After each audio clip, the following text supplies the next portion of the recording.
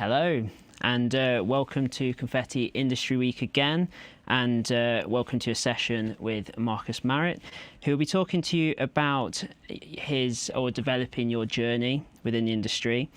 Please use the chat function to ask any questions. We'll aim to answer as many as we can, and we hope you enjoyed today's session. A massive thank you to Marcus for taking the time to join us today for our 16th Confetti Industry Week.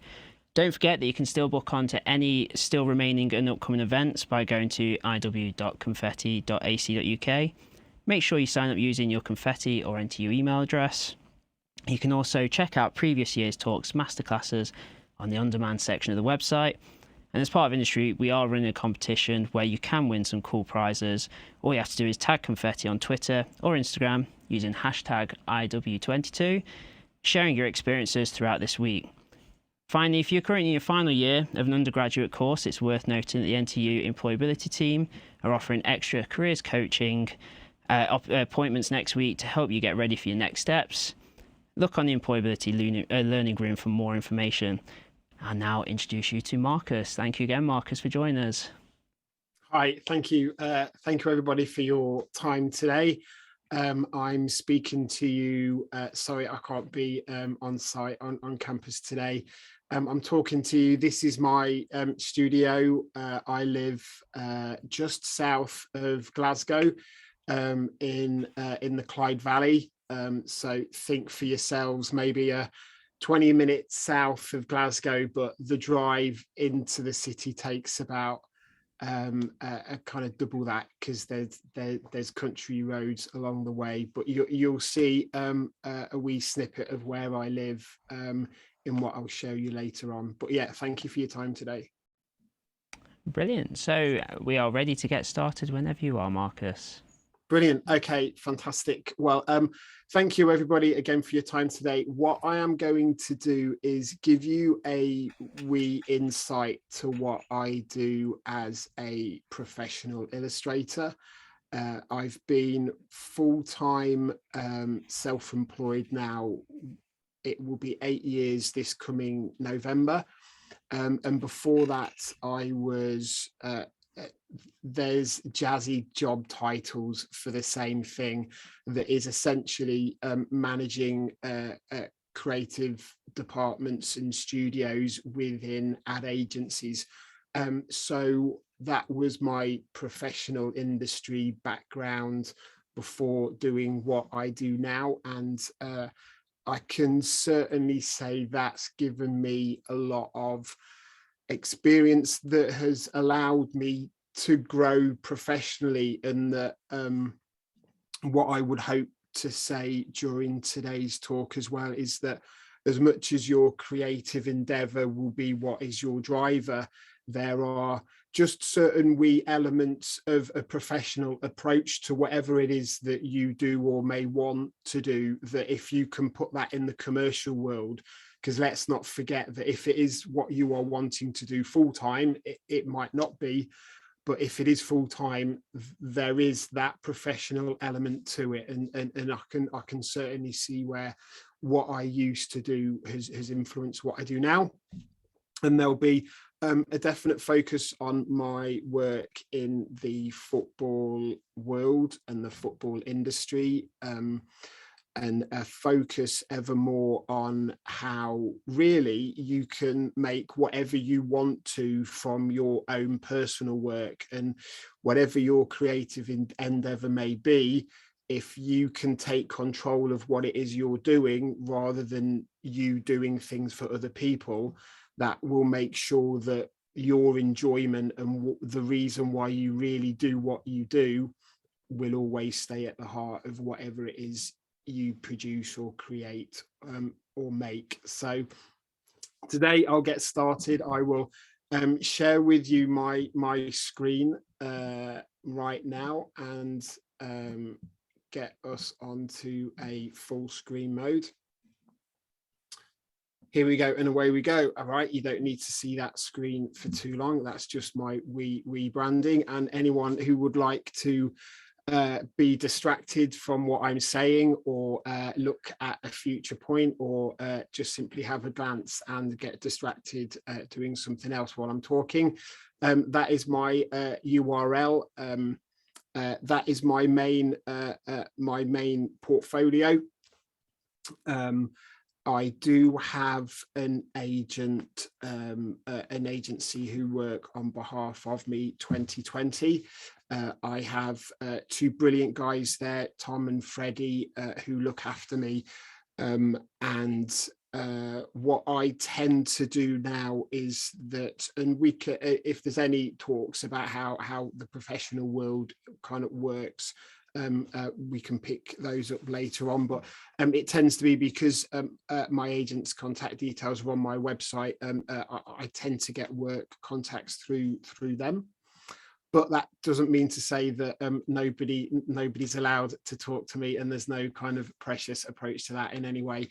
It's just that's the slightly smoother, more professional approach in that manner.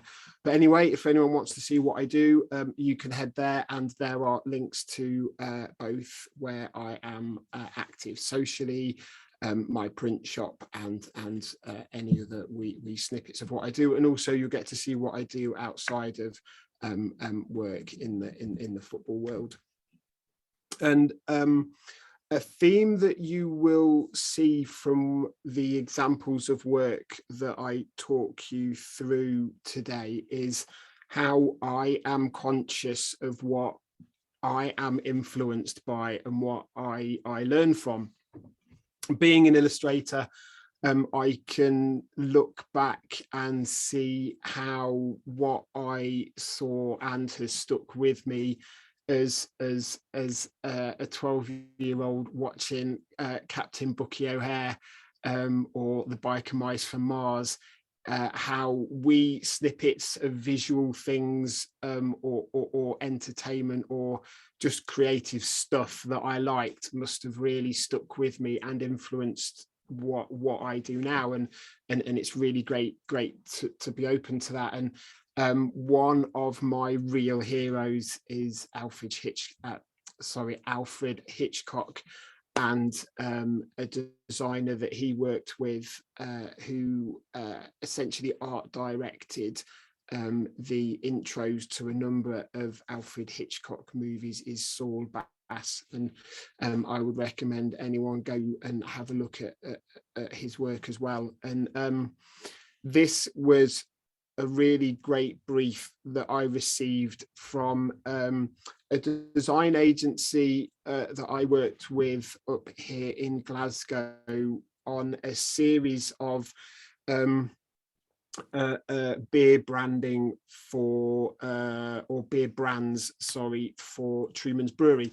And I should caveat by saying, and if anyone may check to see what I share online, excuse me, I do happen to do a lot of beer cans, and I happen to not particularly drink a lot, which is funny, but it just happens to be an area of work that I seem to attract, which is funny. But this was one of the kind of real super fab briefs to receive. The title for, well, sorry, I'll take a step back a moment. I spoke about that I worked on a number of essentially beer visual identities for Truman's Brewery at the time, and they were in a position where they felt that the visual identity of the different beers that they released, whether it was the cans or the pump clips that you see on the bars or the bottle labels, there wasn't quite a consistent look to either how they used illustration or typography, excuse me, or a photographic approach to the label, whatever that may have been.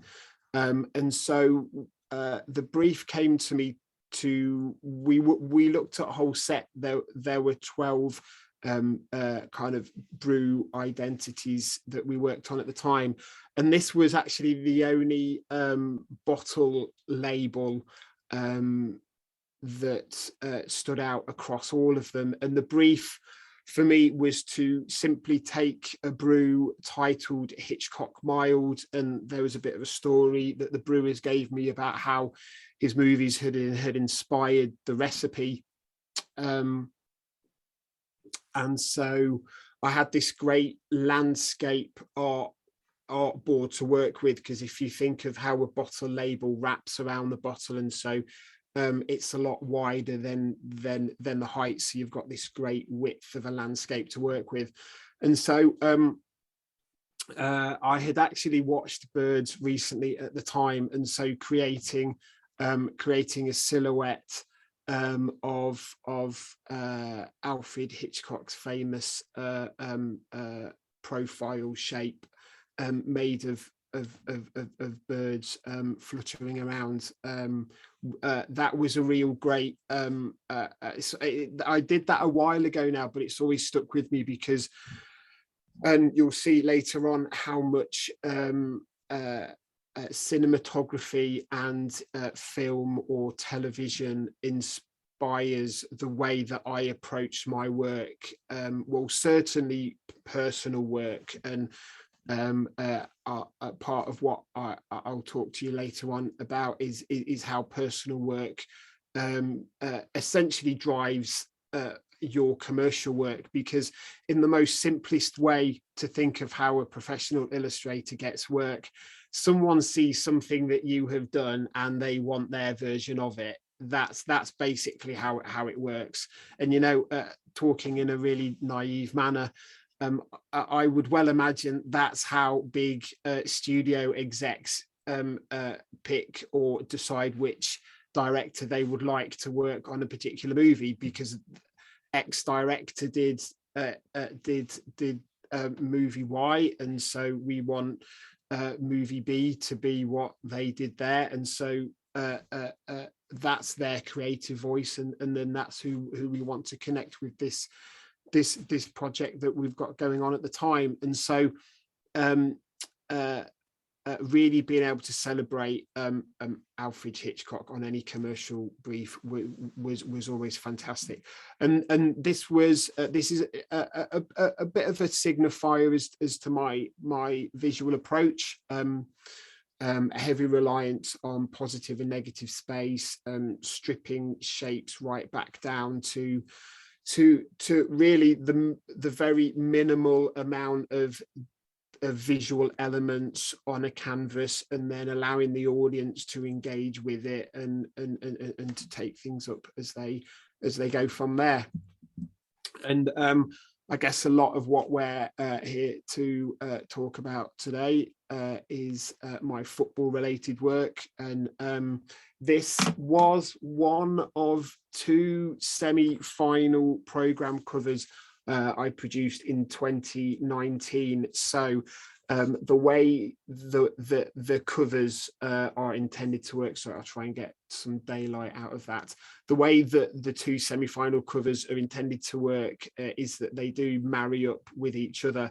It was fortunate that the teams that were drawn, because of their visual identities, it meant that, oh great, there's an opportunity to split essentially the artboard that we've got, that is the program cover, in half. Give half of that space to each club to celebrate their colours and basic visual signifiers. And then as my home stadia series of work was getting a wee bit of attention at the time, and my approach to architectural illustration was becoming more prevalent in my portfolio, there was part of the brief was to include references to, or the whole of Wembley Stadium itself. And so being able to use that as a mechanic to help split the kind of colour references, and then how the 2 semi-final covers can sit together, that was a real great way of, oh brilliant, there's actually a chance to have to covers working as a set. So you are applying more of a conceptual thought or an idea to the two that is outside of them working separately, you know. And also it allowed each of the clubs exactly the same amount of retail estate on the art board as well, you know. So there was never any way of one club in either of the covers having slightly more of the space to themselves than the other side, in whatever that approach may have been. And I was really fortunate at the time that a lady who was working at my agent's, her son, well, her and her son were big Watford fans, and there was my agents themselves had squeezed some tickets out of the FA as part of the brief, and so she got to surprise her son with going to the final, and she herself is a very talented photographer, and this was one of a couple of really nice shots she took of me from the day. And as much as it's great to see your work signed off on screen and shared online, seeing your work in situ, whether you are a musician and to be out somewhere hearing something that you've produced or engineered, or whether you're an illustrator or a photographer and you're walking down the street and there's a great big 48 sheet that's got a campaign that you're super happy with, or a magazine or a book cover, you know, seeing your work in situ, because that's actually what you're always creating for. You know, you're not creating for something to be looked at continuously by you on a screen until you're happy with it, or until the client has signed it off. You're not actually designing it for that. That's not really the end game. It's for it to be consumed or experienced or to be engaged with out there in the real world. And I always include this photo in any opportunity I get with anything like this. And there is a real great driver behind how football and my love and connection with the sport has become a real highlight in my portfolio, and that is the fact that I am an illustrator and a goalkeeper. I like to identify as that very much whenever I'm given the opportunity to say who I am. There is a real significant reason in the family. So the gentleman you see on the left hand side, his name is Panagiotis Kelesidis. So on my Opa's side, so my Opa's Greek, and Panagiotis is so my Opa, my granddad, Panagiotis is his cousin. So I don't know what that makes. Is that my third? Or I don't know if that actually gives him a label as to what he is for me. But there is blood there, and whatever that is, that's my Opa's cousin, and you know there's nothing more significant than that. And so on the right hand side, that is me playing on. That would have been a Thursday night at Power League Townhead in Glasgow. And so each week, I'm really lucky that I get to play 3, 4, sometimes maybe 4, sometimes maybe more each week as a goalkeeper. 7 aside mostly, sometimes 5 aside. 7 aside for me, like unless you're a professional footballer, I think 7 aside is the perfect format of football. It's ideal. And Glasgow, I'm not from Glasgow myself. I actually am not far from where you are yourselves. I grew up in Lincolnshire, and it was so just circumstance and work that's really brought me up and and had me settling here. It was up in Glasgow, and it was last September that I moved out here to the country. And the great thing about Glasgow is that how much sporting facilities there are in the city. And really, it was just by getting involved in one group by the small number of mates I had up here before I moved up here. And through the universe connecting dots, there's a number of kind of groups I'm involved with, and it's even developed onto a series of work I do called Five-a-Side Nights. And there's I have a real romantic view in my head of the five-a-side and seven-a-side football, and I don't know if it's the same for other people that might be involved in it, but there are the different groups of football that I get involved in. It is people coming together. I don't see them at any other point in any other walk of my life other than this game, but we all come together. They're all really good guys, and we all do very different things. We start to pick up on chats with each other because we might connect with each other on social media. So we might say, oh, you actually do that outside of this, don't you? But we all come together from all different walks of life, and whatever we may do, there's a brand new adventure that happens in whatever that game may occur. And there are places in Glasgow, and because architecturally Scotland itself is just a really handsome place, and when you consider not just from Macintosh but from others right across the country, the engineers and the architects that make up part of Scotland's history, it's just, I mean, you can see yourself in the background there.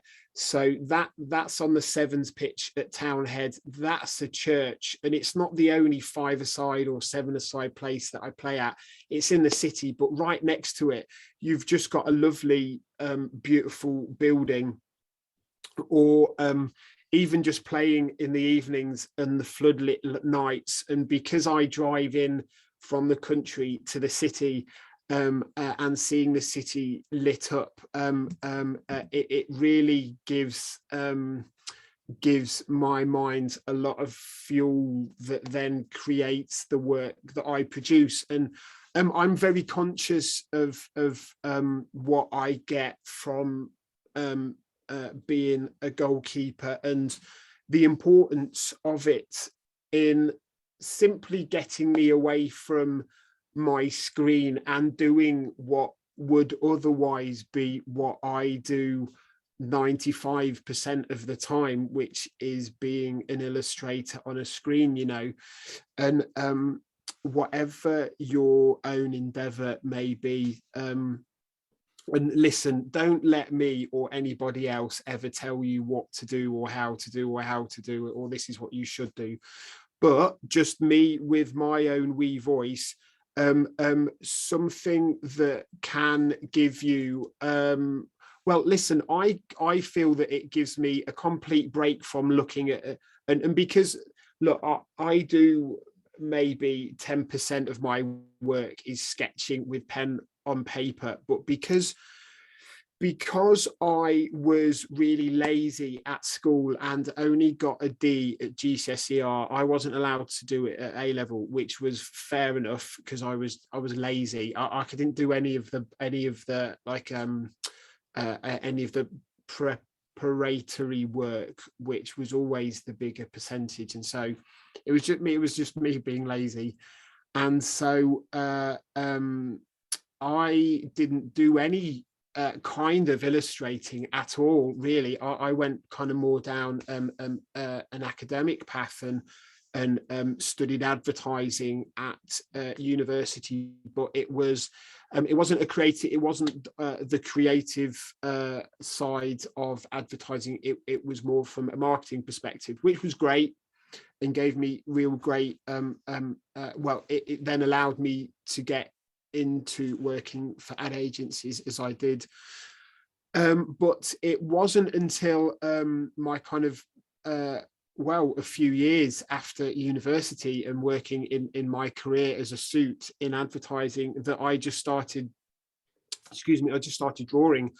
And then it was actually because I have become so used to working as an illustrator and illustrating with my mouse, that is, it's really become a little bit alien to me when I do write with a pen on paper, and or draw or sketch or do anything with a pen on paper. And so that is just another little kind of segue, I guess, as to listen, that's my way of being an illustrator, is predominantly by doing it with a mouse, because that's just the way that visually my eyes think about things, and the angles and the degrees of curvature that I work with, and how my hands are used to creating those. And so don't let me or anyone tell you how you should or what you shouldn't do. But what I get from being a goalkeeper and getting me away from the screen, there is obviously the great thing about being active, but I mean, I do, I like to think of myself as thinking that it's very important to be fit and active anyway, outside of being a goalkeeper. But because it's something that connects with what I do in my creative endeavor, I get that extra little bit of juice from it. But that also gives it that, not everybody has that, and I'm not telling anybody that you have to search for it or to go on this great personal journey to discover whatever your goalkeeper side is. But listen, I get to kind of indulge that, and if there's anything that you ever feel that can be helping you indulge or to be developing whatever your endeavor is, then you know what, do that. It's your journey. Don't let anybody else tell you what to do. Yeah, this is a personal piece of work I produce. And it's all about recognizing what I get myself from being a goalkeeper, and it supports me. It's an identity inside of me that I mean, it is you are the last line of defense. I love that responsibility. I love getting on a pitch and fighting with my brothers every game, but also it gets me away from my identity as a goalkeeper. And listen, sport as a whole, I think you can make from sport for you whatever you wish, and so this is me just indulging it. And hashtag GK Union if there's any goalkeepers, actually any goalkeepers in any sport, hockey or whatever it could otherwise be, that is maybe watching this right now, because we're always the last lines of defense, and we take responsibility with that. And talking of what I do from a kind of technical perspective, or from a perspective really of as to how my eyes see the world. So my work is very much based on a minimal approach. There are art direction variants that I will show you later on that are really more about how my art direction is applied or executed. And that's about whether there's finessing touches with kind of gradients or grains or textures applied, or whether maybe the client wants the piece of work to be kind of super graphic and about block shapes and being super minimal. Either way, it is always about coming back to the very basic notion of light and shadow. And what I do take from work I see of others in whatever medium it can be, my eyes love to think about how I would strip that right back and recreate it from my own perspective. What I got to do on the Hitchcock mild bottle label years ago was really the first chance I got to indulge my my learnings and love of cinematography and great framing and great work of directors of photography who work in TV and cinema. Anyone who hasn't watched the Amazon series Bosch with Titus, either Welliver or Welliver, sorry, I'm not sure how to pronounce his name, as Hieronymus Bosch. It's a brilliant series, and it looks so fantastic from both the production and the way that it's shot. And there's a series of work I whenever I get time to, and I always consciously make time to at some point, is to work on personal work. There's a series of work I do called The Scenes I See, and that is all about essentially me taking a single frame, a single shot from what is more often than not TV these days, that I can so very much tell has left an impression on me and is so evidently a part of how I produce what I do. The two I've done so far, the first one was based on Better Call Saul. Anyone, well, I think I was a little bit behind the game this morning when I only just saw, oh, cripes, there's an actual full trailer for the next and final series of Better Call Saul out. It might have come out yesterday, and I might have been a wee bit distracted, but anyone that's into the show, and if anyone isn't, why aren't you? But that trailer is out if you don't know about it already. So the first one I did was based on a shot of that. Well, it was actually a shot, and then I swapped out how two of the characters are positioned in it, because that was, well, it was a direction, and I wanted to take it. And this visual, so I think I actually pronounce his name as Hieronymus Bosch. It's not, it's Hieronymus Bosch. Hieronymus Bosch. This visual is called Hieronymus Bosch and the Lights of LA. So anyone that hasn't seen the show, the setup is that he's got this beautiful place high up in the hills in LA. I forget the area, and there's clearly thinking and reasoning behind that. You know, he wants a place that, like, his place is overseeing the city that is his, and the city and whose streets he protects. And I've always had an enormous eye for LA and really the architecture, and again just celebrating cinema and TV that really left a lasting impression on me, and all of those kind of LA noir stories, and LA Confidential, and sorry, I was trying to remember that then, and anything like that.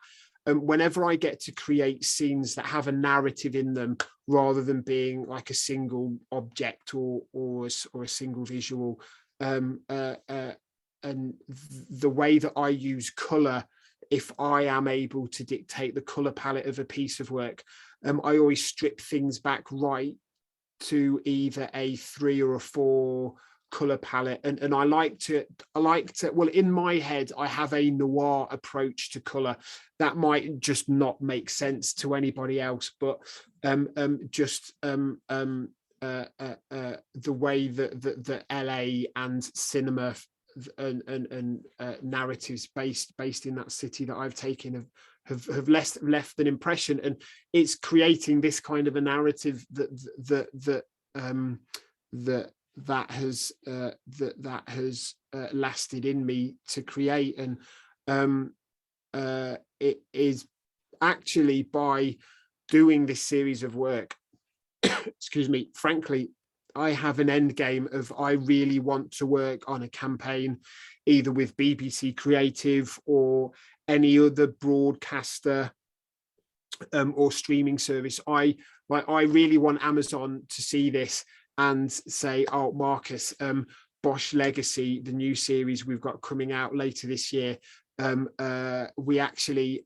we've got a campaign coming up to promote the series, or you know what, we are going to release a special steelbook DVD collection, or we've got a need for some promo art. We've seen that you've I taken as just interrupting myself a wee bit. The job that I did before I became full-time as an illustrator, I was the person at ad agencies that either illustrators or photographers or animators or any creative that an ad agency could work with on a particular brief. I was the person that people would connect to say, hey, this is who I am, this is what I do, I'd love to come in and meet the team, which would inevitably be the right art directors or design directors to show who I could do. So I've always had that wee insight to being right. I used to be the guy at the other end. So essentially knowing how to position not only yourself, but how to position your work.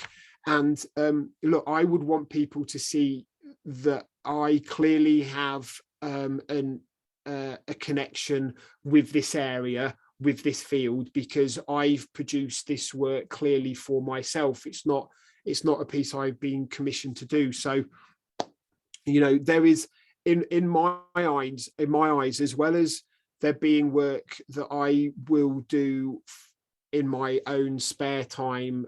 Well, no, sorry, I'll take that back. It's not spare time because it's time that I schedule for personal work. So it's not spare time.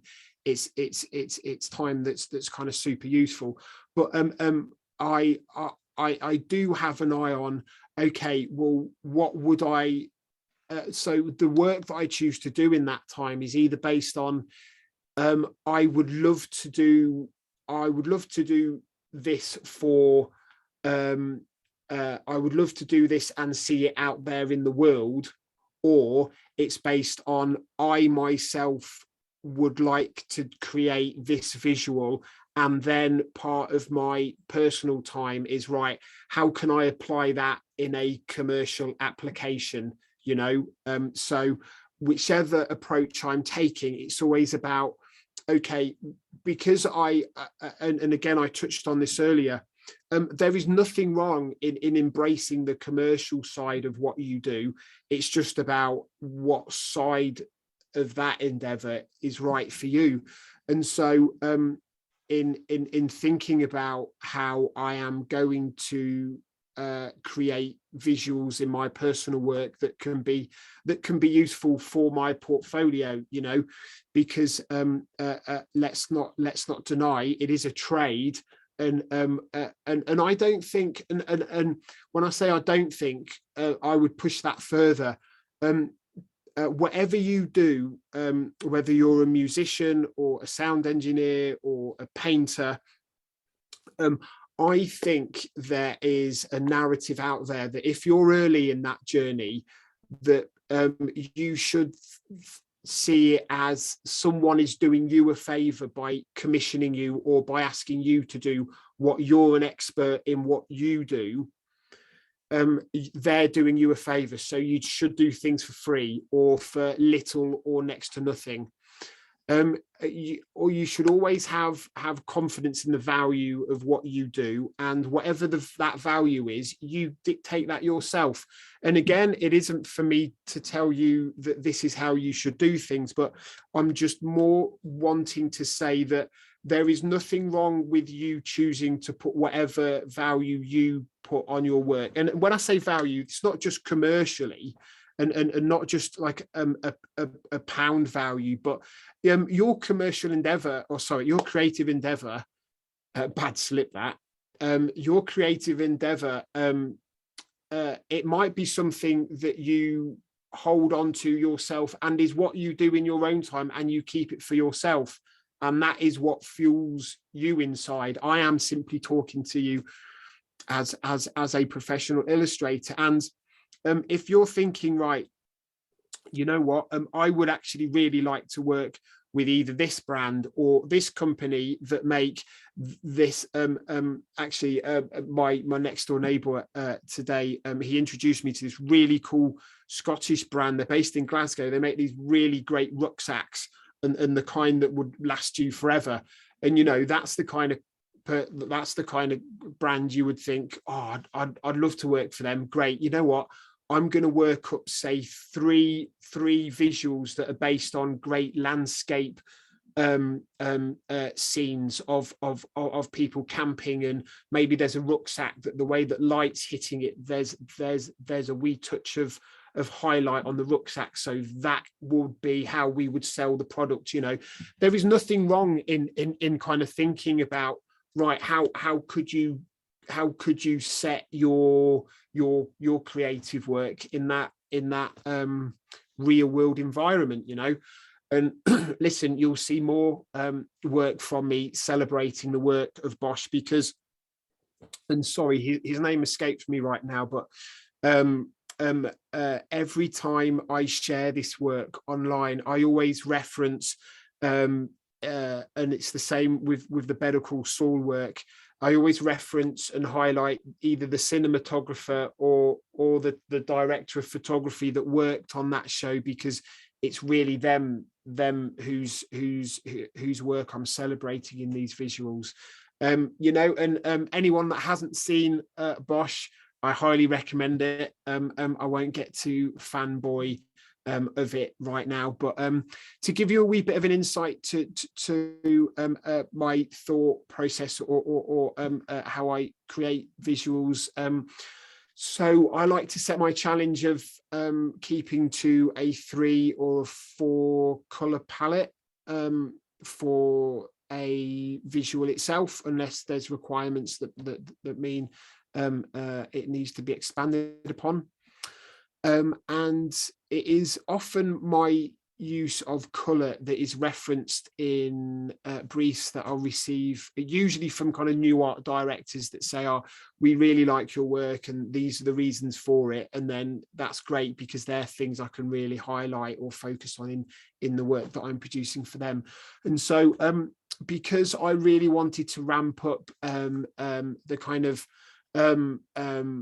long lost LA nights where you've got a skylight lit up in flickering lights, and create that kind of midnight noir feel, I wanted to go for a kind of gold, and then a real kind of contrasting blue as a kind of as a real nighttime highlight. I don't know, is the way that I would kind of term it in my head. And I rarely, unless I am working with brand guidelines and so therefore brand colors that I have to stick to, I rarely use black itself. And so this itself is a real kind of deep blue, like super deep blue, and then the wee touches of brown highlights within the apartment itself. And it's all essentially about, once I've got the construction lines, which is essentially setting the angles and the viewpoints and the main objects of the composition, it is then all about setting very much the light and shadow of the scene itself, and how everything else works off the back of that. And you can see in the skyline and in the sky, that's the area of texture and grains that I do tend to apply to a visual, to either soften it or add a highlight to an area. And I do, and you know, and I like to set myself I'll often set myself a square frame if I'm getting the choice. I can't tell you. Well, the first Better Call Saul scene actually had a kind of heavy framing top and bottom. So I was really playing on the widescreen element to that. But I really wanted to use the whole square format of this scene. But you know, if I'm wanting to kind of really exaggerate the height, or if it's really celebrating an outdoor scene, so a landscape art board is best for that. You know, it's always important for the visual itself to dictate the art board shape and dimension, rather than the other way around, unless it's a brief that you have been set, you know. So going back to football. Now, hopefully this isn't turning anyone off that isn't heavily into football. You really don't need to be. I'm just talking about how the approach works in that industry, or has done for me. It could apply to any others. I've just spoken a wee bit so far about my personal connection to the sport, and that comes from playing it. And so what we have here, following the 2019 semi-final programme covers for the FA Cup in 2020, which was the year that fans weren't at the final, which actually made it ever more significant to work on, frankly, and I'll always highlight this to remember the final, that people weren't able to be sat in the stands. And so we will get on shortly to my stadia portraits, so the way that I term my stadium illustrations, and how that has become a stream of work for me. But the brief I had from the FA was simply that they wanted a composition that heroed both the trophy itself, and there was a wee story behind the final cover from the last year. I was intended I was to illustrate the final cover the previous year, but it was another department at the FA, and you know, this does open your eyes up to how the commercial world works. The sponsors wanted a photo of the trophy on the cover, and photos of their logo on the ribbon on the cover. And you know, those commercial decisions get made, and as disappointing as it was, they happen, you know. So we move on.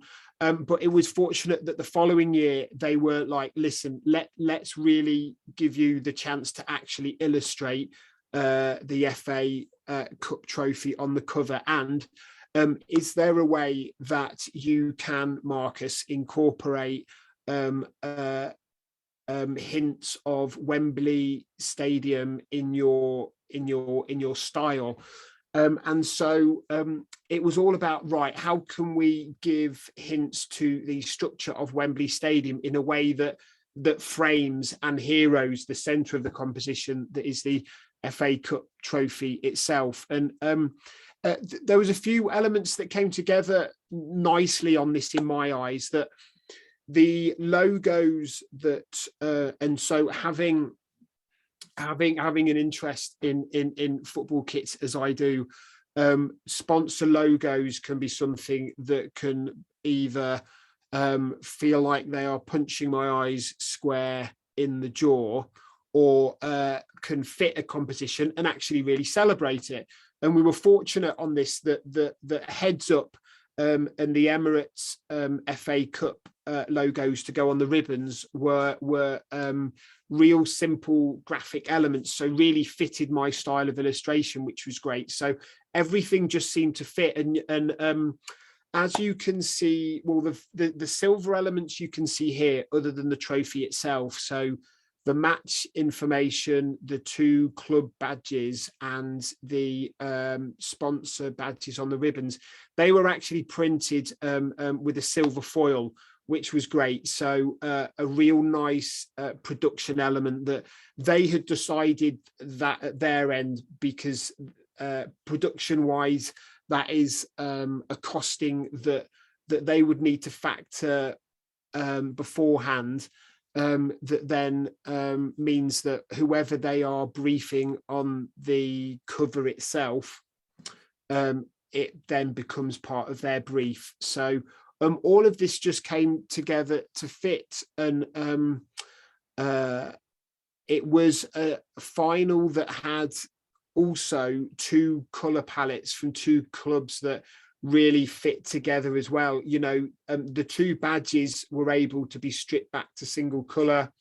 The blue and the red work really nice, kind of fighting together against each other. And it's actually, talking of red and blue, it's a color that when you look at the football work that I've done, either for broadcasters or for publications and newspapers like Politico Europe, or for clubs, red and blue is actually a colour that seems to come up quite a lot, especially when I was looking at that area of my portfolio for this. And here I'm just touching a wee bit more on the football work I do outside of the stadia work before we go on to focus on that. So whereas so many brilliant and super amazingly talented football illustrators are so good and brilliant at portraiture and real kind of great action shots of players striking the ball, or kind of scenes or moments from a match. I have a slightly more kind of editorial skew to my football work. There are portraits that I do. And two you can see on the screen here. They were two for Arsenal Football Club in a series. It was content to be shared online, and it was celebrating kind of club legends and their birthdays, and they were kind of executed in that kind of hyper stylized, almost comic book-ish style, certainly of the variants that I produce. And then you can see the work for BT Sport. So this was as part of the Champions Draw campaign, which was social media content to highlight their match day coverage. And it was always a really open brief that we received from them, depending on which match you got. And I always like to consider kind of club signifiers or kind of visual semantics that we have that would lead the audience to recognizing the visual approach as being connected to the club. And so with a Chelsea away game to Roma, the great idea of going heavy on the Italian job. And you know what? We don't actually need to show any football here, other than hinting on a mini full of footballs being delivered by a well-dressed man from the west of London, you know, and the approach with and so this was the season after Leicester had won the title, and so it was all about the idea, and this was their first fixture of that season, and it was away. So the idea of kind of the foxes conquering Europe and a fox kind of protecting the ball with its tail wrapped around there. And the piece in the bottom right, it was actually, this shows how much I really like working with the team at Politico Europe. I actually pulled out of playing a match on a Thursday afternoon so that I could turn this around. And it was a piece of work for an editorial on the European Super League, and how and the story that was breaking out around that at the time. And editorial work, it's a stream of work. I enjoy it greatly. I would maybe say it's possibly the favorite of the types of work I get to do, because it's addressing visually either a current event, a news happening. I mean, it doesn't need. It's not necessarily a reactive for a paper to go into print over the next week. It can be for an article in a magazine, but it's because of the conceptual work that I'm known for, the types of articles that I tend to get briefs for, meaty subjects, and they're never subjects or promoting ideas or subjects that I don't agree or wouldn't agree with. Otherwise, I wouldn't take them on. But that was for an article essentially talking about, and it was actually at the time that the notion of the Super League collapsed basically in 24 hours, and so the composition it's cropped a wee bit here, but it was essentially showing a pitch atop a pile of cash kind of folding down upon itself, and just playing on the idea that a kind of structure like that, based purely on cash and not on sporting merit, would always collapse. Excuse me. And so in making a conscious decision that listen, I'm not going to fill my portfolio with different portraiture styles, because others do those so brilliantly.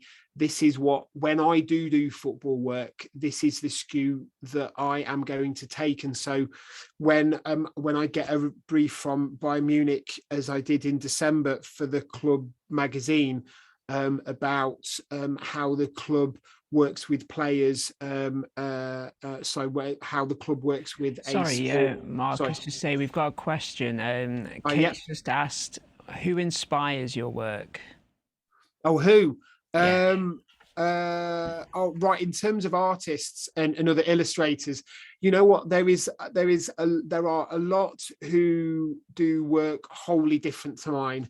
I actually host a podcast for These Football Times called The Beautiful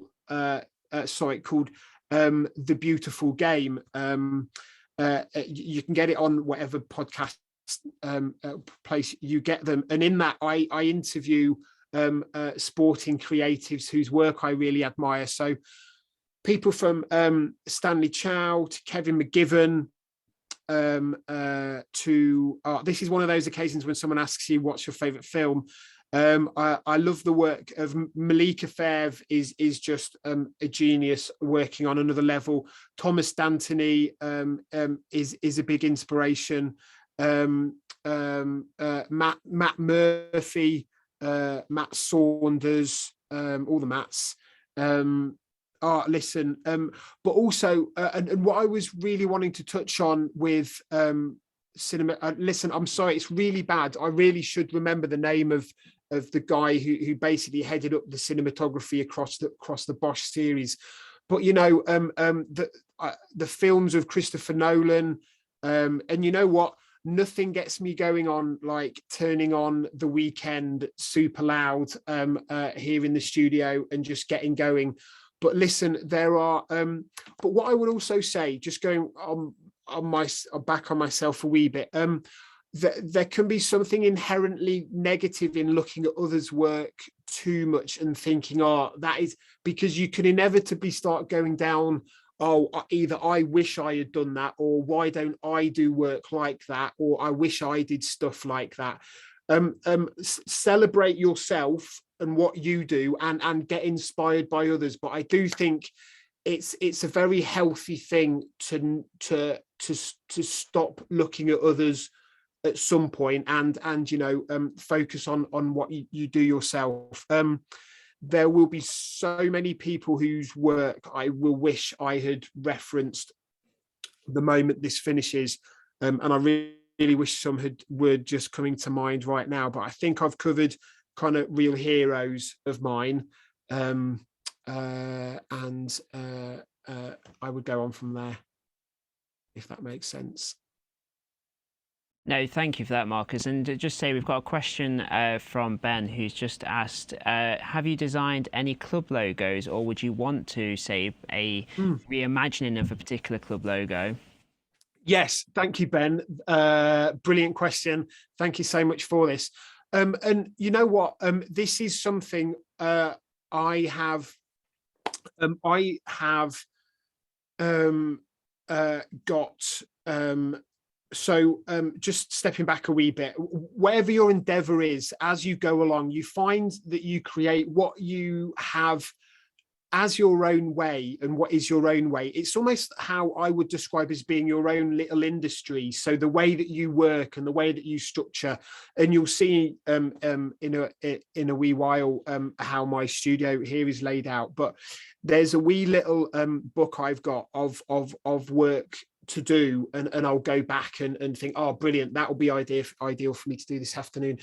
And coming from Lincolnshire, not Lincoln really, but coming from Lincolnshire, and as my nephew gets ever more into supporting Lincoln, and I do as well, actually, I would dearly love to recreate the Lincoln City Club badge.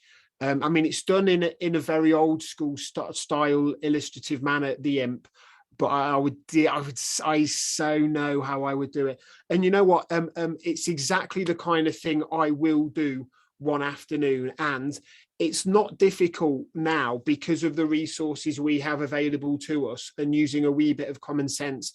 It's not difficult to do something and to at least try and get it shown by the right people. That's how I've gotten the work. And if I can do it, anybody can do it, frankly. And a brilliant question. And yes, Lincoln City is the answer straight away. I haven't got to do it as yet. There are other clubs that I would love to work with on their club branding or reworking their badge. But because of my connection to Lincoln, I would definitely say Lincoln City. Yeah. No, brilliant. And we've just got another question from Kate, who's just kind of asking, what drew you to illustration maybe over other areas of maybe graphic design or advertising? Oh, sorry. I lost a wee bit of the question there. Can you say it again? Perfect. It was just another question from Kate. She was asking, what drew you to illustration maybe over different types of maybe graphic design as a whole? What pulled you to illustration? I wish I had a more succinct answer than saying it is just naturally. You know what?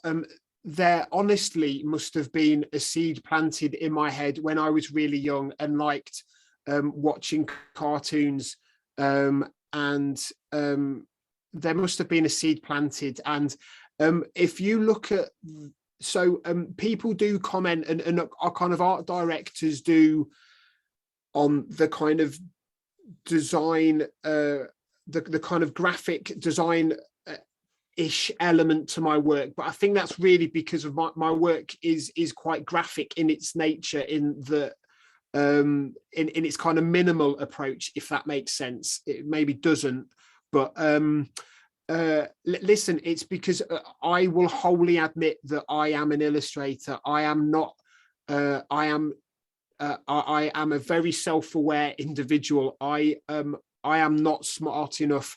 I can get a wee bit of feedback from a design director or someone who is art directing me on a brief, and that wee bit of changing a bit of the composition or a bit of the layout makes a really big difference. Or when I see one of my editorial illustrations laid out in a spread, and the spread, the typographic work with the spread is brilliant, and I think that's flipping great. Believe me, they are wholly other skill sets, and it's really just what naturally when I kind of developed an interest and just started drawing. It was just that, really. It wasn't really anything else. I don't get me wrong, I do other work. So there are certain clients that I've got that I've worked with for quite some time that I do other bits of work for them, like some branding work and whatnot. But I certainly don't position myself as a graphic designer or anything other than just a simple illustrator, if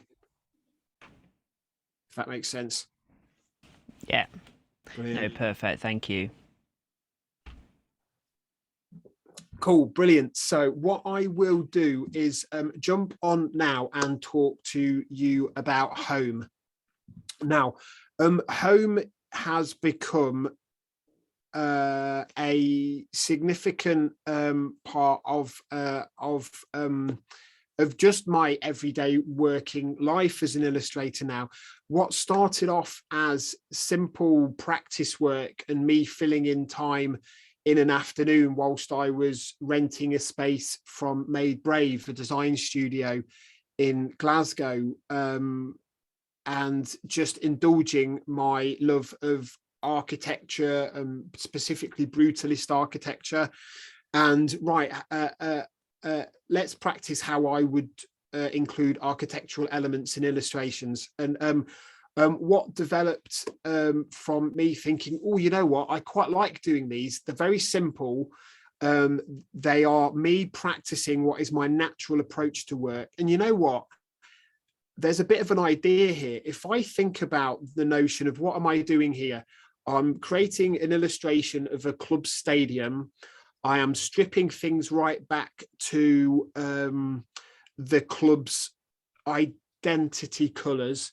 And it's all about celebrating that club's, well, it's actually that club's home, isn't it? That club's home colours and its home kit. So that has become what is now the first volume of what we are hoping, and well, we've certainly started already, and being a series of work. I will say right now that it's only a series of books due to Luke McCarthy at Pim Pam Creative. Luke is my design partner on the home books, and I'll talk to you about his thinking as to how you take what is a series of illustrations and how you can bring them together in a book that is more than just a collection of illustrations. We wanted it to be more of a, well, frankly, more of a product for whoever is investing their hard-earned money into it, you know, giving them as much of an idea and as much of a piece of communication and something that can work as hard as it can possibly can for them. So Home itself is a book of 30 full-page illustrations, and on each spread we celebrate, and the text is printed in the home language of that stadia and of that club. Each spread has information on the stadia itself, and has the lyrics from a song that those home fans are known to sing. Don't get us wrong, we're not saying it is the anthem of that club. It's not for us to speak for those fans, and we're very adamant in that. And we're not saying that this is the song of that place, but just one that is known and will help create as much as we can from a sense of representing the structure and the notion of the noise, the vocal noise you get when visiting these homes. That was what we wanted to celebrate in the book. And Luke and I wanted to control all aspects of the book production itself. So we self-published the book. And part of us making that choice was so that we had the ability to make production decisions that if, and I'm saying this without particular knowledge of this, so I don't mean to be painting out other publishers or publishers in any kind of a negative light when it comes to the production, but we wanted to do things like, for example, have each of the full pages that have, so each spread, as you can see, has a full page, and that page is perforated. So each of the 30 full page stadia illustrations in the book are perforated, so you can take them out. Physically, this is the size. So think kind of essentially a boxier, oversized A3. And it's interesting, when Luke and I were thinking of the size, we both happen to have the same size as that book of Saul Bass movie posters. Saul Bass is the designer, a real kind of hero of mine. And we actually both happen to have the same book of his in our studios, and we both said, oh, you know what, this would be a perfect size for it. And the spreads you can see in front of you. So we have the Amsterdam Arena top left. We have the Stade Gillard, apologies, I might have said that slightly incorrectly, of St Etienne. Shout out to one of my closest brothers, Ben. I've converted him into being a goalkeeper in our Monday games. He's a big St Etienne fan, so he's the reason why that had to be in the first volume.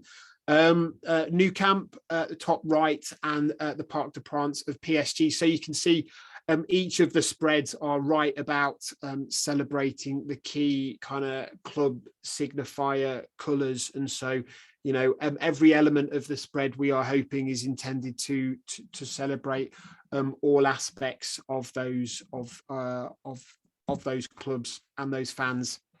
And these two are part of the very first, I mean, I don't remember specifically which of the couple I did on that very first afternoon. It could actually may well have been these, but these were two of the very first practice ones I did in that in that first set, while simply hiring a desk as my studio space at Made Brave in Glasgow. And killing some time, you know, having some free space, brilliant. There's no client work scheduled in. There's no admin stuff for me to do. Why don't I indulge myself? And so from the book to what was really the kind of peak of it so far was being commissioned and working with UEFA to illustrate the 12 host stadia. Well, the original intended host stadia, the host stadia in Spain had to be switched out. So to highlight what was such a unique element of Euro 2020 and the different host stadia across different countries, and how that was such a unique part of that tournament. I was commissioned by UEFA to produce 12 very abstract, skewed interpretations. So I got to be very fluid with these. Anyone that wants to see all 12, you can head to that very subtle way I introduced you to my URL earlier. They're all on there.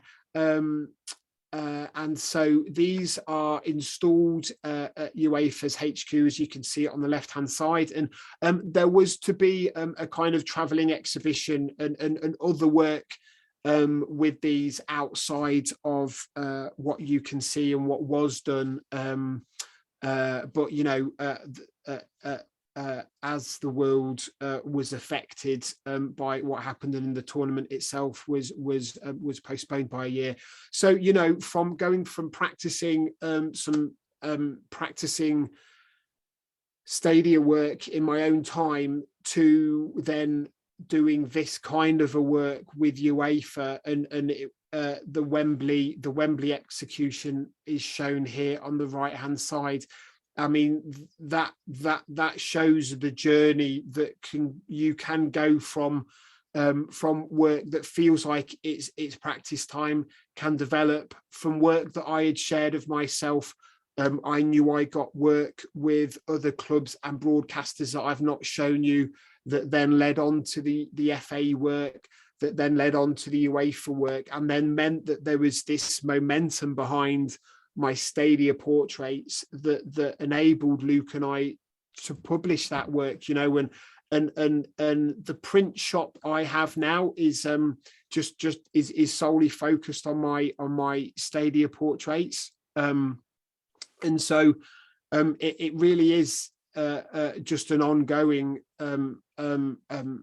just endeavor with me. And I can, as I have done recently, I can go through months without doing anything to this body and to this series of work, but it's always something to go back on now. And I love doing it myself anyway. It's me combining my connection with football and the notion of celebrating a club's identity and uniqueness, with indulging my interest in architecture, you know.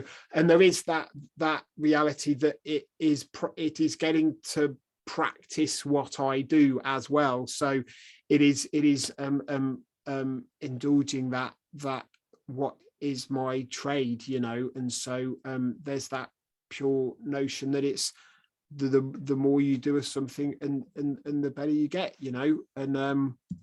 And then, so talking about home and physically where you are when you are home, I work from home myself, here in the Clyde Valley. This is the room that you join me at right now. Now, what I would encourage everyone, again, as I spoke of earlier, you just indulge you and celebrate you. You might find that that you connecting with your space is having a messy space, you know, and just leaving it looking like it's lived in. I am conscious of my space because it's where I live and work, and I myself feel it's important to give your living space energy and consideration, you know. And because my working studio, it's almost like a living embodiment of what is a very important part of my life outside of me as an illustrator. You know, I have my lineup of uniforms behind me. So I don't know why I said uniforms. That's such an American way of saying kits. I didn't mean that. I meant kits, not uniforms. And so I feel I live and work in a space that reflects me and who I am and what I get to do, you know. And I am conscious of how that fuels what I do. And if me highlighting that just to round this off today and showing you what I do, if that gives anyone just a wee bit of a thought as to, oh, you know what, there's something that's been slightly itching at me, but I'm not sure where that scratch right is. You know what, maybe I need to rejig my and you know what, even things like rejigging your space from time to time, you know. I don't know if anyone that's watching right now is a fan of Peep Show. I wish I could remember the exact quote, but it was only Mark quoting Mark, but he said how everybody, a philosopher once said that only have around you what you believe to be both useful and beautiful. So, you know, just a wee sign off note from me to say, listen, be conscious of your space. If you like it to be messy, you go ahead and you do that, but have it messy because you want it to be messy, and not because you're being lazy with it.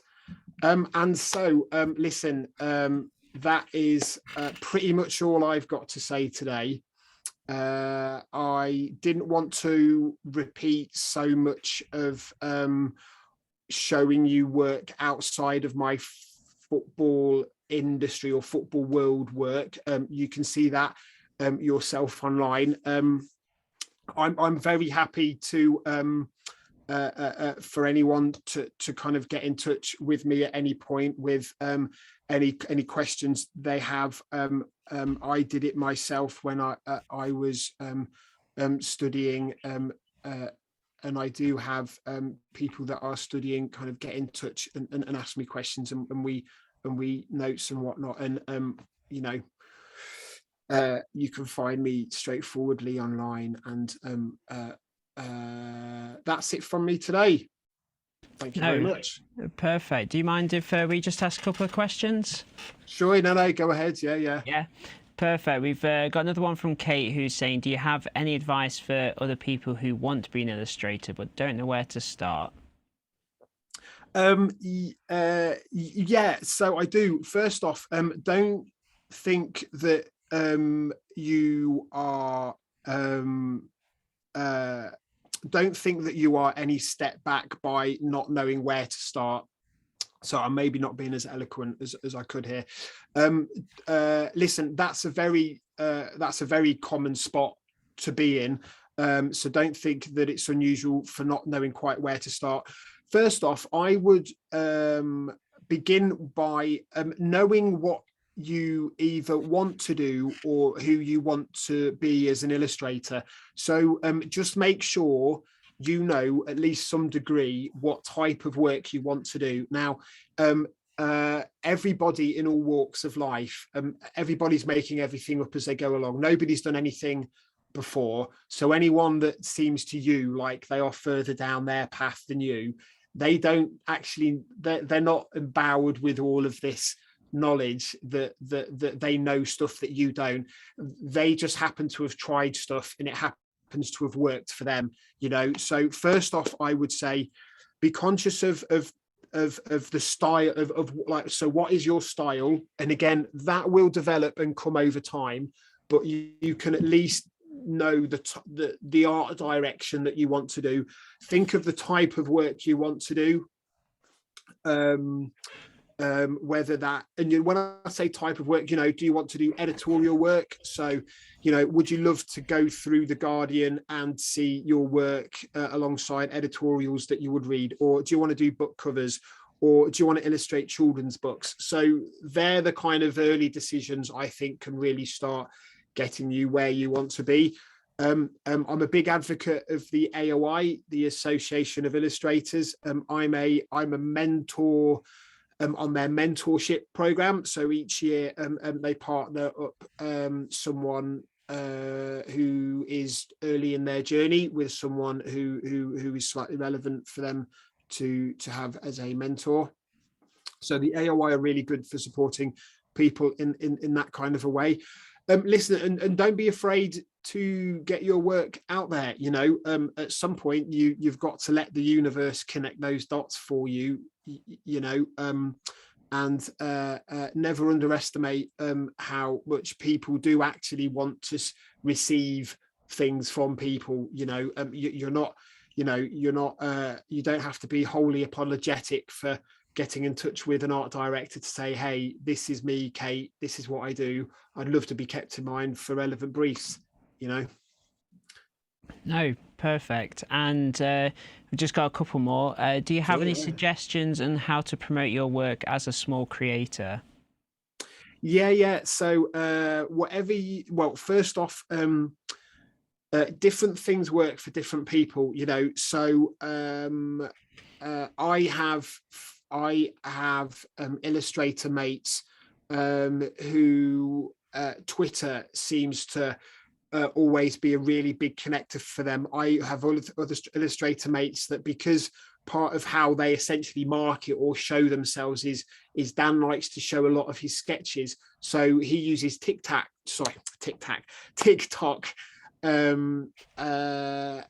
but that's because he shows his work, and his styles a wee bit more hand-drawn anyway. What I would say is get across all of the basics and then really see what connects with you. Do read up on what actually is the best practice for things right now, because I mean, I'm happy with how things work for me, but you know, I'm not so focused on Instagram as much as I used to be, because the algorithm seemingly changed at some point, or certainly seemed to mean that from the thousands of followers you have, it can seemingly be that oh well, actually from less than 10% of those seemingly like anything you do. In reality, I won't swear, but F the likes. Honestly, don't get bogged down in the numbers. Really don't. God bless anybody who connects with my work, and thank you for sending positives. But in all reality, when I'm sharing work, as much as I'm sharing it because it's nice to share your work, to say, hey, this is what I got to do today. I'm only really bothered about hearing from people who are either art directors or design directors, or are from people who I know. Don't let numbers be something that you should be chasing. Frankly, that's a reality that doesn't have to be out there. It's a very easy trap to kind of drift in. But listen, share it out there, because all you need is for the right art directors to see your work, and that could then lead on to you getting to do in the commercial world what you really want to do. But, get up across the basics: Twitter, Instagram, LinkedIn. Don't underestimate LinkedIn. I actually give that ever more focus now, certainly than I did before, especially from a genuine commercial perspective, rather than sharing my latest Stadia work on Instagram, because that's the kind of work that people who necessarily don't work in the design industry aren't bothered about. Editorial work I did for the Economist, they're probably more interested in the football Stadia work I do, but listen, and also look into things like TikTok.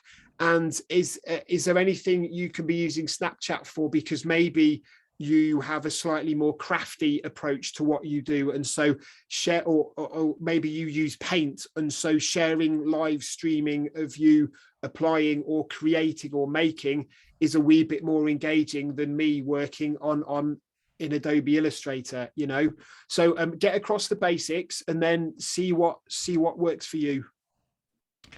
Perfect. Just got a couple of more. Are there any tricks or techniques that you always go back to when you're working on a brief? Yes, absolutely. There is. First off, if you're ever at a point where you are either just moving things around, or feel like you've gotten to a point where you just want to stop looking at it, just stop looking at it. Get up and go do something, or just do something else for 5 minutes. So there is that simple fact of turn it on and off again. That does always work. He says with his fingers crossed. There is that.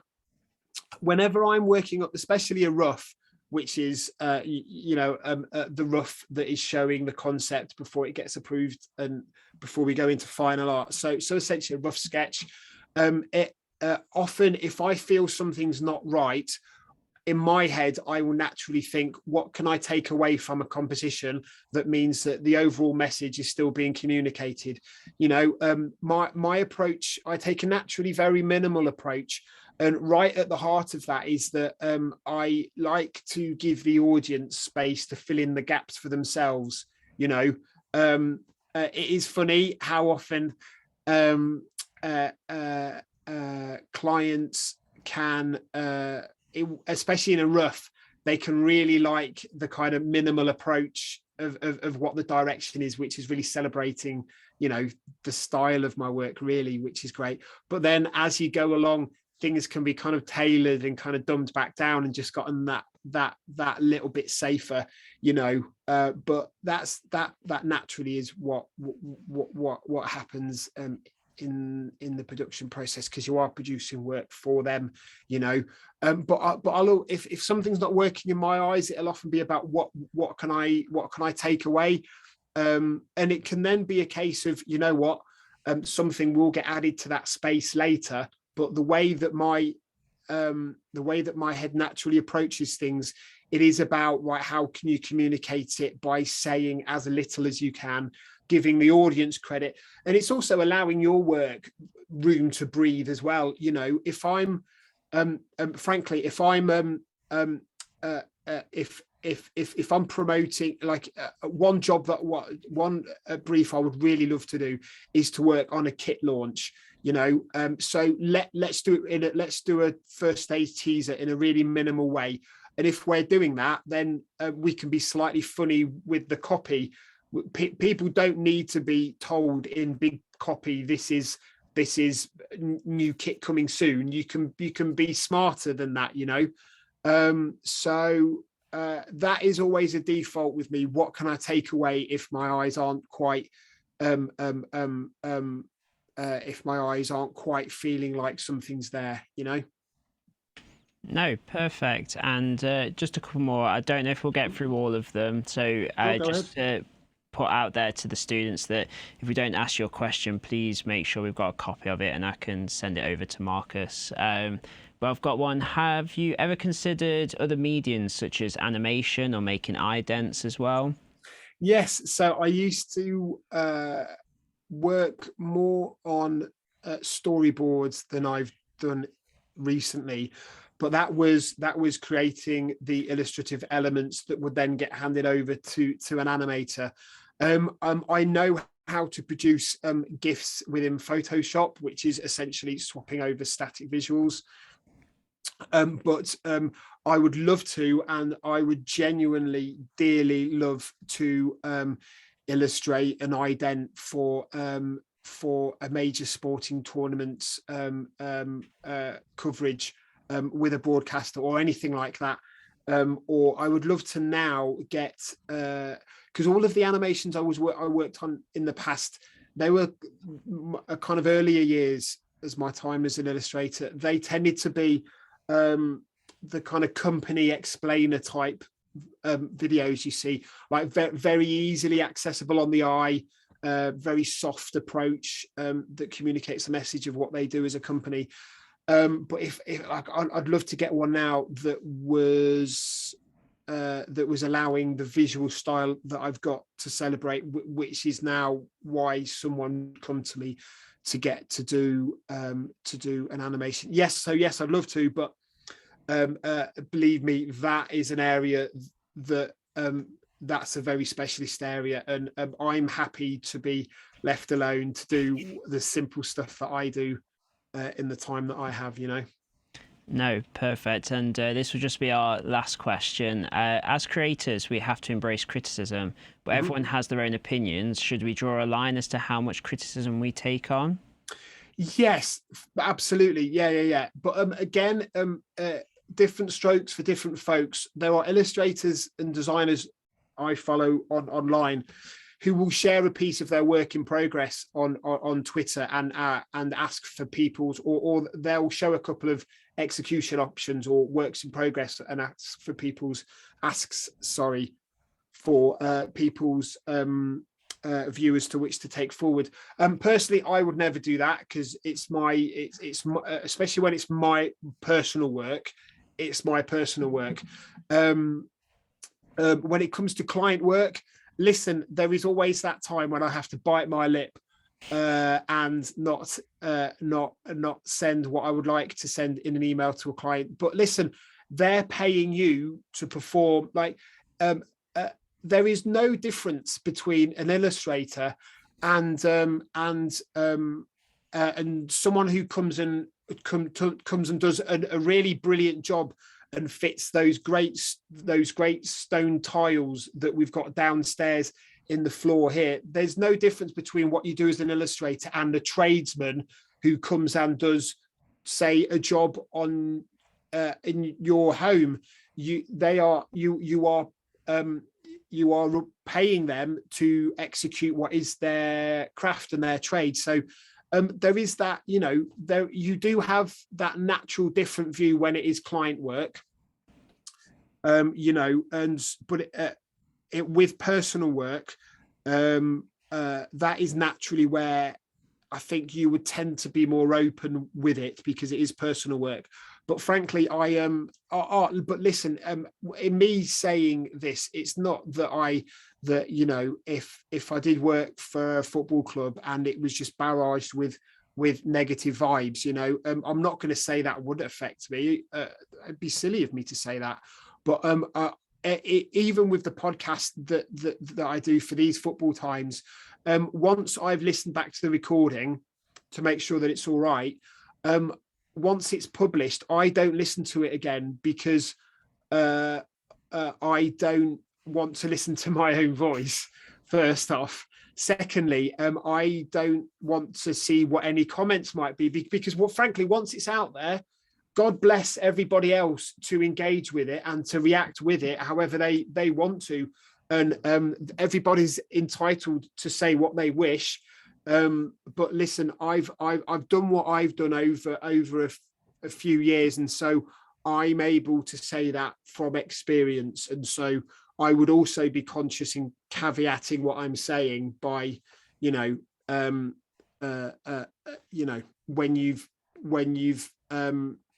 had some experience, it's enabled you to have a view that you can say, oh, you know what, I'm able to not look at it, but I know it's not as easy as just that, and I'd never say it is as easy as just that. No, that's perfect, Marcus. And as I say, I know there is other questions, guys, and I am apologising that we won't ask them in this forum, but I will get them across to Marcus. But, I'll get back to them, definitely. No, I appreciate that. Thank you. But again, thank you, Marcus, for sharing those valuable insights with us. Whilst the students leave the session, are you okay, as I mentioned before, just hold on for me to ask you those questions for sound bites afterwards? Great. Yeah. Perfect. Well, thank you everyone for attending the session. Feel free to slowly log off and leave the talk. And there's a lot of thank yous coming through for you, Marcus, in the chat. Brilliant. Nice one. Thank you very much to everyone else. No, brilliant. Thank you very much. And yeah, once everyone's left, I'll keep you for a moment of your time. Sure. Yeah.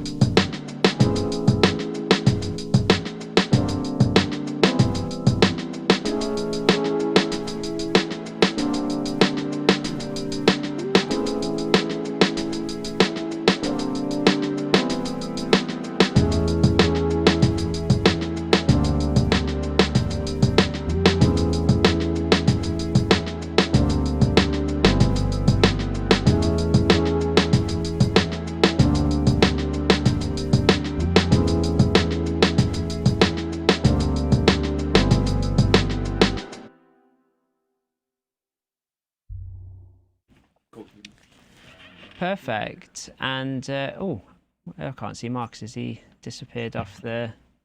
Oh. So I think it's RM, Marcus. Bear with us. Okay. There, we've got you back. I can see you now. But yes, thank you for that. I've thoroughly enjoyed it, to be honest. And your book Home is actually on my birthday list with my wife to buy me. Brilliant. Happy days. Just a pity there's no Stamford Bridge in there for me. That's my only thing. Yeah. Yet, well, yes. I mean, we don't know if we'll have a club much longer. But sorry, just because we're a bit short on time, just 4 questions I've got for you. Have you got any advice for our students looking to get into the creative industries? Yes. Frankly, there is every opportunity out there for you, really. And I say that more from a chance of don't let any perceived barrier you think is out there stop you from doing it. I am very fortunate to have almost been self-employed as an illustrator for for 8 years now, having never gone to art school, having failed GCSE art. And so whatever their creative endeavor in whatever creative industry it may be, frankly, just grab it, you know. I mean, that might be a very woolly and a very open answer, you know, but it's the best one that I can give to anyone in whatever field they're pursuing, you know. Yeah, no, I think that's absolutely perfect. And I know obviously you've not been to Confetti before, but in person yet. But can you tell us why Confetti is a great place to learning the creative technologies from the knowledge you know? As far as I'm aware, you guys are super up there when it comes to, frankly, the technology that you've got and the kit that you've got there. And in the creative industry, to be able to learn on what is the most latest techniques or ways of working or tools that are out there, if you've got that front and center whilst you're learning, there is no better way to then be able to jump off wherever you're wanting to go. No, perfect. And obviously you've not seen our facilities, but from what you've known and your experience of today, Yeah. can you give us a quote on how good you think the facilities are here at Confetti? I think you part mentioned it in your last question, Yes. but yeah.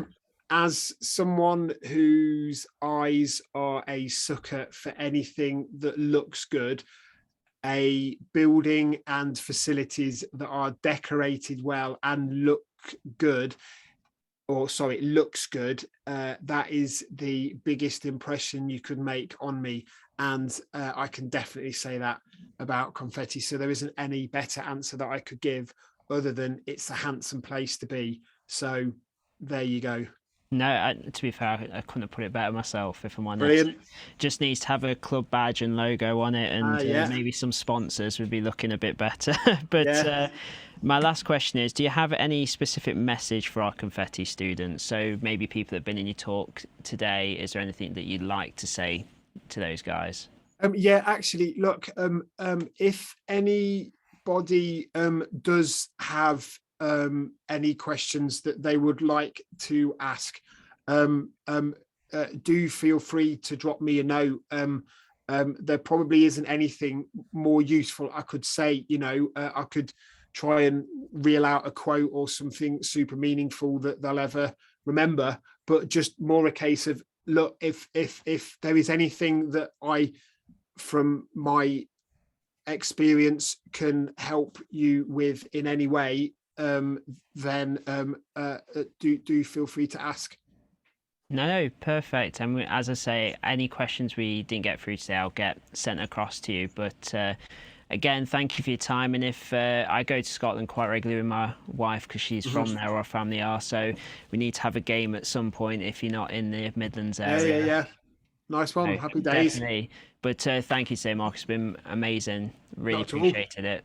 That's great. No, see you later, mate. Thanks a lot, mate. Thank you. Bye.